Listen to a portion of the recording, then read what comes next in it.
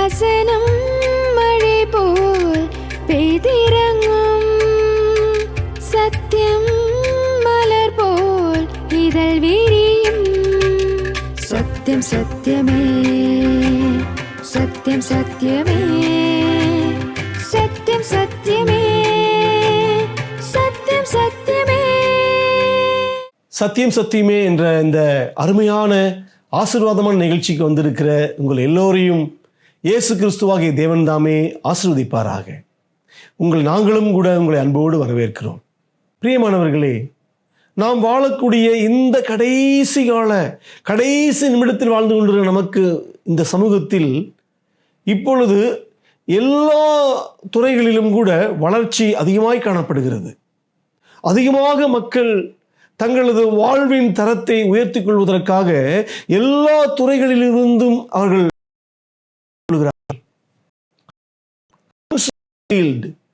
இன்று ஆலோசனை என்ற அந்த துறையானது மிகவும் வளர்ந்து காணப்படுகிறது. திருமணத்திற்கு முன்பு ஆலோசனை, திருமணத்திற்கு பின்பு ஆலோசனை, பிள்ளை வளர்ப்பு பற்றிய ஆலோசனை, வேலைகளை குறித்து கேரியர் கவுன்சிலிங், ஸ்ட்ரெஸ் கவுன்சிலிங், வேலை பளு அதிகமாகும் பொழுது அல்லது திடீரென்று ஏதாவது இழப்புகள் ஏற்படும் பொழுது ஏற்படக்கூடிய நமது உள்ளான எமோஷனல் உணர்ச்சி பூர்வமாக பிரச்சனை வரும் பொழுது அதற்கென்று ஒரு ஆலோசனை என்று எல்லாவற்றிற்கும் அந்தந்த துறையில் நிபுணத்துவம் பெற்ற மனிதனிடம் சென்று நாம் நமது குறைகளை எல்லாம் சொல்லி, அப்பொழுது நமது வாழ்க்கையில் எதிர்கொள்ளக்கூடிய பிரச்சனைகளை எல்லாம் சொல்லி நாம் ஆலோசனைகள் பெற்றுக்கொண்டு நல்ல ஒரு வாழ்க்கை வாழ முயற்சிக்கிறோம். நல்லதுதான், அது ஒன்றும் தவறு கிடையாது. நாம் எப்பொழுதுமே ஆலோசனைகளை தள்ளிவிடும் பொழுதுதான், அதுவும் நமது வாழ்க்கை முன்னேறுவதற்காக, நமது வாழ்க்கை இன்னும் பிரமிப்பாவதற்காக, நமது வாழ்க்கை இன்னும் பிரகாசிப்பதற்காக நம்மை நேசிக்கக்கூடிய நமது பெரியவர்கள், நமது உடன் ஊழியர்கள், நமது உடன் நண்பர்கள் கொடுக்கக்கூடிய ஆலோசனைகளுக்கு நாம் செவி கொடுக்காத போதுதான் நமக்கு பிரச்சனை ஏற்படுகிறது. நெப்போலியன் போனபார்ட் என்று சொல்லப்படக்கூடிய அந்த பிரெஞ்சு நாட்டு சக்கரவர்த்தி தனது வாழ்வில் மிகப்பெரிய அழிவை தேடிக்கொண்டது தனக்கு கொடுக்கப்பட்ட ஆலோசனையை தள்ளிவிட்ட போதுதான். குறிப்பாக அவர் ரஷ்யாவில் போதொடுக்க விரும்பிய போது அவரது படைத்தளபதிகள் எல்லாம், ராஜாவே வேண்டாம், இப்பொழுது குளிர்காலமாக இருக்கிறது, ரஷ்யாவுடைய குளிரானது பிரெஞ்சு குளிரை போல அல்ல, அது மொத்த சேனைகளையும் அது சாகடித்து விடும், வேண்டாம் என்று சொன்னபோது அவர் அந்த ஆலோசனையை தள்ளிவிட்டு, இல்லை போய்த்தான் ஆக வேண்டும் என்று சொல்லி அங்கு கடும் குளிரான சமயத்தில் ரஷ்யாவை நோக்கி படையெடுத்து சென்ற போது ரஷ்ய நாட்டு சேனைகளால் அவர் பின்னாகவில்லை. ரஷ்யா நாட்டில் காணப்பட்ட அந்த குளிரானது, அந்த பனியானது அவர்களுடைய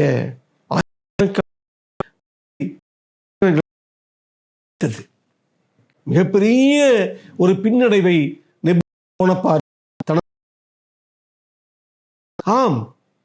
நாம் ஆலோசனைகளை தள்ளிவிடும் பொழுது மிகப்பெரிய பிரச்சனைக்கு உள்ளாகிறோம். மனிதர்கள் தரக்கூடிய ஆலோசனையை தள்ளும் பொழுதே இவ்வளவு பெரிய பிரச்சனைக்கு உள்ளாகுவோம் என்றால், உங்களையும் என்னையும் படைத்த சர்வ ஞானியாக கருதப்படுகிற சர்வ வல்லமையுள்ள அந்த இயேசு கிறிஸ்துவுடைய ஆலோசனைகளை நாம் தள்ளிவிடும் பொழுது அது நமக்கு எவ்வளவு பெரிய கேடை உண்டாக்கும். லூக்கா 7:30 இப்படி வாசிக்கிறோம் நாம், தங்களுக்கு கேடு உண்டாக தேவனுடைய ஆலோசனையை தள்ளிவிட்டார்கள். இங்கு பரிசேயரும் நியாயசாஸ்திரிகளுமாகிய சில மக்கள் தங்களுடைய வாழ்க்கைக்கு கேடு உண்டாக தேவனது ஆலோசனைகளை தள்ளிவிட்டார்கள் என்று வாசிக்கிறோம். இன்று உங்களது வாழ்க்கையிலும் எனது வாழ்க்கையிலும் நாம் கேடு, அழிவு, வேதனை, துக்கம், துயரத்தை உண்டாக்கி கொள்வதற்கு நாம் செய்யக்கூடிய ஒரு விஷயம் இதுதான். தேவன் நமக்கு ஆதியிலிருந்து தந்திருக்கிற தெய்வீக வல்லமையான தேவைப்படுகிற ஆலோசனைகளுக்கு செவி கொடுக்காமல் நாம் மனிதனுடைய அல்லது பிசாசினுடைய அல்லது நம்ம சொந்த ஆலோசனைகளுக்கு செவி கொடுப்பதுதான் நமது வீழ்ச்சிக்கு மிகப்பெரிய காரணமாக இருக்கிறது. இந்த பரிசேயர்களைப் போல, இந்த நியாயசாஸ்திரிகளைப் போல தேவன் நமக்கு கொடுக்கிற ஆலோசனைகளை தள்ளிவிடும் பொழுது நாம் நமது தலையில் நாமே மண்ணை வாரி போட்டுக் கொள்கிறோம். பிரியமானவர்களே, இன்று உங்களது தனிப்பட்ட வாழ்க்கையில், உங்களது குடும்ப வாழ்க்கையில், உங்களது வேலையில், உங்களது படிப்பில் தேவன் தரக்கூடிய ஆலோசனைக்கு செவி கொடுக்க நீங்கள் தயாராக இருக்கிறீர்களா?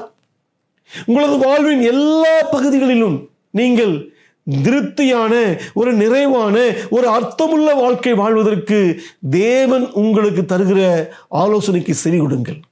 நிறைய ஆலோசனைகள் உண்டு. ஆனால் முதல் படியாக ஒவ்வொரு மனிதனும் செவி கொடுக்க வேண்டிய, ஏற்றுக்கொள்ள வேண்டிய, கீழ்ப்படிய வேண்டிய முதன்மையான ஆலோசனை என்னவென்றால் தேவன் தரக்கூடிய ஆலோசனை தான். அதாவது மனம் திரும்புங்கள் என்று சொன்ன ஆலோசனைக்கு நாம் செவி கொடுக்க வேண்டும். அப்போஸ்தலர் புத்தகத்தில் அதை பார்க்க முடியும். அப்போஸ்தலர் புத்தகம் 17:30 இப்படி வாசிக்கிறோம். அறியாமையுள்ள காலங்களை தேவன் காணாதவர் போல் இருந்தார், இப்பொழுதோ மனம் திரும்ப வேண்டும் என்று எங்கும் உள்ள மனுஷன் எல்லாருக்கும் கட்டளையிடுகிறார். தேவனது ஆலோசனை என்பது அது அதிகாரப்பூர்வமான ஆலோசனையாகும். கண்டிப்பாக நாம் கீழ்ப்பணிந்துதான் ஆக வேண்டும். வேண்டுமென்றால் ஏற்றுக்கொள்வதற்கும், வேண்டாம் என்றால் விட்டு விடுவதற்கும் அது மனிதன் தரக்கூடிய ஆலோசனை அல்ல. அது ஒரு 10 அறிவுஜீவிகள் உட்கார்ந்து அவர்கள் ஆலோசனைகளை தயார் பண்ணி நமக்கு தரக்கூடிய, அது ஒரு போர்ட் மீட்டிங்கில் தரக்கூடிய ஆலோசனை அல்ல. வானத்தையும் பூமியையும் படைத்த சர்வ ஞானமுள்ள, சர்வ அதிகாரமுள்ள, சர்வ வல்லமையுள்ள, உங்களை என்னையும் படைத்த சர்வ சிருஷ்டிகராகிய அந்த இயேசு கிறிஸ்துவானவர் நம்மை நோக்கி கட்டளையிடுகிறார். நீங்கள் எல்லோரும் மனம் திரும்ப வேண்டும்.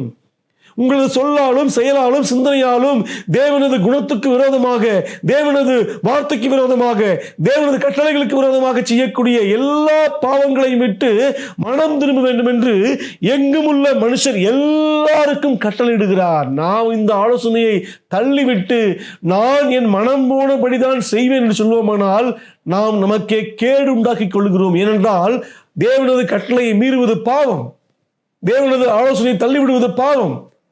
பாவத்தின் சம்பளம் மரணம். இந்த பூமியிலும் தேவனது ஜீவன் இல்லாத ஒரு வாழ்க்கை வாழ்ந்து கொண்டிருப்போம். இந்த வாழ்க்கை முடிந்து போன பின்பு நமது பாவத்திற்கு தண்டனையாக நாம் நரகத்தீயில் வெந்து கெட்டு போவோம், செத்து போவோம். அந்த சாவானது நிரந்தரமானது. நிரந்தரமாக தேவனை விட்டு பிரிக்கப்படுவோம். நிரந்தரமாக சந்தோஷத்தை விட்டு பிரிக்கப்படுவோம். நிரந்தரமாக சமாதானத்தை விட்டு பிரிக்கப்படுவோம். நிரந்தரமாக பரிசுத்தத்தை விட்டு பிரிக்கப்படுவோம்.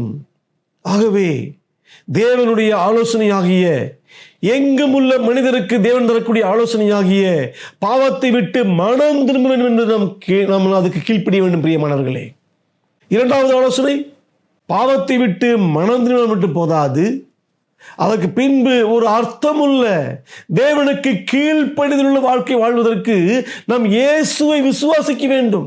உங்களுக்காக, உங்களது பாவங்களை மன்னிப்பதற்காக சிலுவையில் அவர் மரித்து உயிரோடு எழுந்தார் என்று இயேசுவை உங்களது பாவ மன்னிப்பின் இரட்சகராக, நீங்கள் அடைய வேண்டிய தண்டனையை அவர் சிலுவையில் ஏற்றுக்கொண்டு உங்களது இடத்தில் உங்களுக்கு பதிலாக சிலுவையில் உயிரையே தந்து பாவத்தை மன்னித்தார், மரணத்தை ஜெயித்து உயிரோடு எழுந்தார் என்று நீங்கள் இயேசுவை நம்பும் பொழுது நாம் நமது பாவங்களில் சாகாமல் பாவங்களை ஜெயித்து தேவனோடு கூட என்றென்றைக்கும் ஆளுகை செய்வோம், அவரோடு திருப்தியாக வாழக்கூடிய வாழ்க்கை வாழ்வோம் என்று வேதம் தெளிவாய் சொல்கிறது. மனம் திரும்பி தேவனை விசுவாசிக்க வேண்டும். யோவான் 8:24 வாசிக்கிறோம். ஆகையால் நீங்கள் உங்கள் பாவங்களில் சாவீர்கள் என்று நான் உங்களுக்கு சொன்னேன், நானே அவர் என்று நீங்கள் விசுவாசியாவிட்டால். நானே அவர், அதாவது உங்களது பாவங்களை மன்னிப்பதற்காக உலகத்தில் பிறந்திருக்கிற மேசியா நான் தான், கிறிஸ்து நான் தான். உங்களது பாவங்களுக்காக சிலுவையில் இரத்த பலியாக மரித்த, உலகத்தின் பாவத்தை சுமந்ததற்கு வெளிப்பட்ட ஒரே தேவன் நான் தான் என்று என்னை நீங்கள் விசுவாசியாவிட்டால் உங்களது பாவங்களில் சாவீர்கள் என்றார்.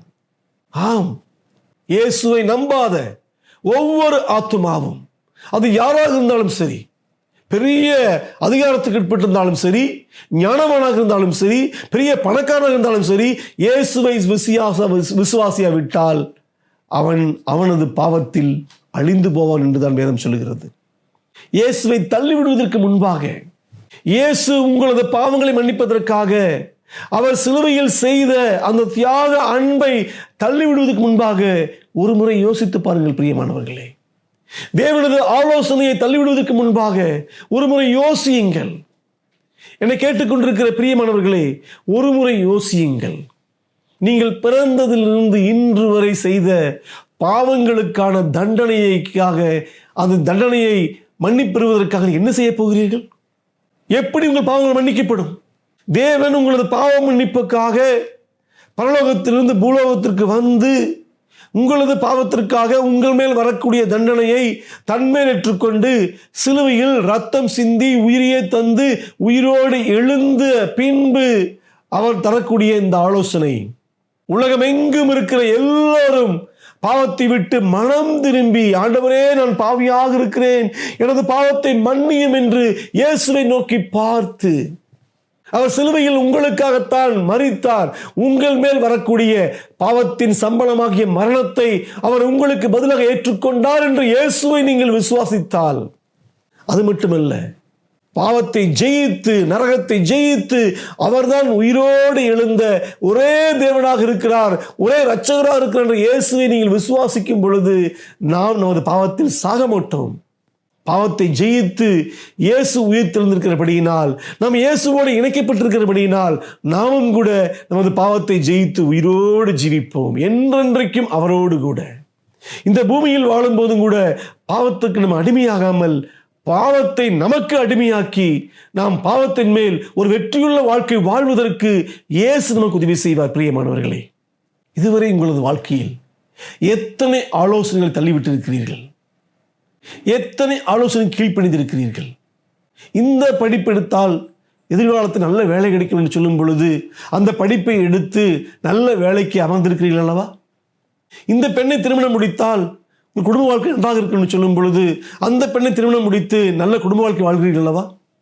ஆகவே மனிதனது ஆலோசனைக்கு நீங்கள் செவி கொடுத்து கீழ்ப்படியும் போது உங்களது படிப்பு, உங்களது குடும்பம் என்று எல்லாவற்றும் ஆசீர்வாதத்தை அனுபவிக்கும் பொழுது நிரந்தரமாக நித்தியமாக தேவனுக்கு விரோதமாக நீங்கள் செய்த பாவங்களிலிருந்து உங்களுக்கு விடுதலை, உங்களது பாவங்களில் உங்களுக்கு பாவம் மன்னிப்பெறுவதற்கு ஒரே ஒரு வழிதான் உண்டு என்று தேவன் உங்களுக்கு தருகிற ஆலோசனை மட்டும் ஏன் நீங்கள் புறக்கணிக்கிறீர்கள்? தேவனது ஆலோசனையை தள்ளிவிடும் பொழுது நாம் நமக்கு கேடு உண்டாக்கிக் கொள்கிறோம் என்று வேதம் தெளிவாய் சொல்கிறது. ஏன் இயேசுவை நீங்கள் புறக்கணித்து உங்களது வாழ்க்கைக்கு நீங்கள் கேடு உண்டாக்க வேண்டும்? இயேசுவை புறக்கணிக்கிற மக்கள் எல்லாரும் நரகத்தீயில் வெந்து அழிவார்கள் என்று வேதம் தெளிவாய் சொல்லுகிறது. ஆகவே இந்த தேவ ஆலோசனைக்கு செவி கொடுப்போம். உங்கள் மேல் அன்பு வைத்து நீங்கள் நரகத்தீயில் வெந்து கஷ்டப்படக்கூடாது, பாவத்தின் தண்டனையாகிய குற்ற உணர்வையும் வேதனையும் துக்கத்தையும் இந்த பூமியில் நீங்கள் அனுபவிக்க கூடாது என்பதற்காகவும், பாவத்திற்கு நீங்கள் அடிமைப்பட்ட மக்களாக இருக்கக்கூடாது என்பதற்காகவும் இயேசுவானவர் இந்த பூமியில் பிறந்து ரத்தம் சிந்தி மரித்து 3ஆம் நாளில் உயிரோடு எழுந்திருப்பதை நீங்கள் முழுமனதோடு நீங்கள் நம்பி அந்த ஆலோசனைக்கு செவி கொடுத்து, இயேசுவே உமது ஆலோசனை ஏற்றுக்கொள்கிறேன் ஆண்டவரே, நான் மனம் திரும்புகிறேன் கர்த்தாவே, நான் பாவி என்பதை ஒத்துக்கொள்கிறேன் ஆண்டவரே, எனது பாவத்திற்காக நீரே சிலுவையில் உயிர்ந்த ஒரே இரட்சகர் என்று உம்மை விசுவாசிக்கிறேன் ஆண்டவரே என்று சொல்லி இயேசுவை நீங்கள் விசுவாசிக்கும் பொழுது உங்களது பாவம் முழுவதும் கழுவப்பட்டு மன்னிக்கப்பட்டு நீங்கள் தேவனது பிள்ளையால் மாறுகிறீர்கள். தேவனது ஆலோசனைக்கு செவி கொடுத்து எல்லோரும் ஆசீர்வதிக்கப்படுவார்கள். சகை என்று சொல்லப்படக்கூடிய அந்த இன்கம் டாக்ஸ் ஆபீசர் கோடிக்கணக்கான பணத்தை ஏமாற்றிய இருந்த மனிதன், ஆனால் இயேசுவானவர் அவரது வாழ்க்கையில் வரும் பொழுது அந்த ஆலோசனைக்கு செவி கொடுத்து தான் அநியாயம் சம்பாதித்த எல்லாவற்றையும் திருப்பி கொடுத்து இயேசுவை தனது சொந்த தேவனாக ஏற்றுக்கொள்ளும் பொழுது அந்த வீட்டுக்கு ரட்சிப்பு வந்தது. பிரியமானவர்களே, இயேசுவை ஏற்றுக்கொள்ளும் பொழுது, இயேசுவின் ஆலோசனைக்கு செவி கொடுக்கும் பொழுது தனி மனிதனாக இருப்பானால் அவனுக்கு ரட்சிப்பு வரும். குடும்பமாக விசுவாசித்தால் அந்த குடும்பத்துக்கு ரட்சிப்பு வரும். தேசமாக விசுவாசித்தால் தேசத்துக்கு ரட்சிப்பு வரும்.